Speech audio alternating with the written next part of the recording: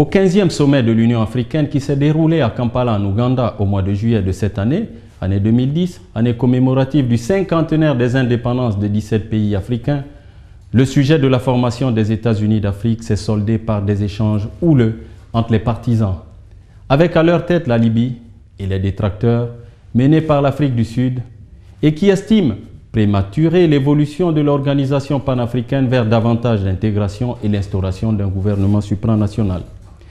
Exposée telle qu'elle, la problématique semble être tirée par des considérations plus politiques qu'économiques, rendant la prise de décision plus subjective et le consensus plus difficile. En effet, de la politique, les Africains en ont déjà. Pour preuve, les 53 États souverains dont compte le continent sont, on va dire, plus nombreux que les États américains.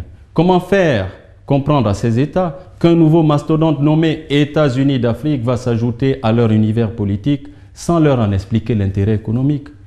Et si de surcroît, une bonne partie de ces différentes entités destinées à constituer ce mastodonte sont encore semblables à de cocottes minutes, les questions se posent. C'est du développement économique dont maintenant l'Afrique a besoin et les peuples africains en ont besoin. Parler de développement conduit à traiter les questions liées à la satisfaction des besoins primordiaux des populations, l'éducation, le logement, la santé, l'alimentation, soit en 4 lettres, ELSA, ELSA.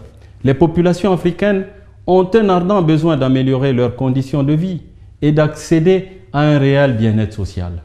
L'union fait la force, c'est vrai, mais une union mettant l'accent sur les bénéfices économiques dont pourraient tirer parti ses membres a de fortes chances de créer le consensus et l'adhésion au concept des États-Unis d'Afrique. Cela suppose un certain nombre de mesures. Nous allons en citer quelques-uns. 1. L'élaboration d'un projet économique suffisamment convaincant pour fédérer et assurer la cohésion des membres fondateurs tout en servant d'attrait et de modèle aux non-membres. 2.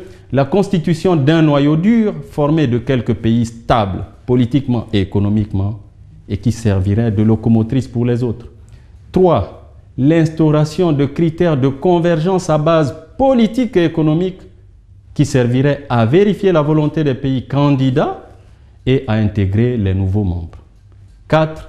L'implication progressive des populations à travers des échanges de coopération et les procédures de consultation du type référendum. C'est selon cette démarche que se bâtit l'Union européenne actuellement.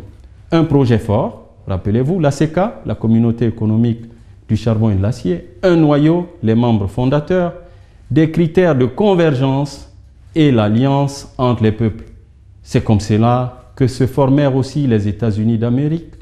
À leur début, le 4 juillet 1776, ils n'étaient constitués que de 13 anciennes colonies qui déclarèrent leur indépendance face au Royaume-Uni. Et aujourd'hui, le pays, c'est-à-dire les États-Unis d'Amérique, compte 50 États fédérés. L'union ne se décrète pas, elle se bâtit dans la confiance et la méthode. C'est un processus échelonné. Vous êtes sur Canal 3 Monde. À bientôt.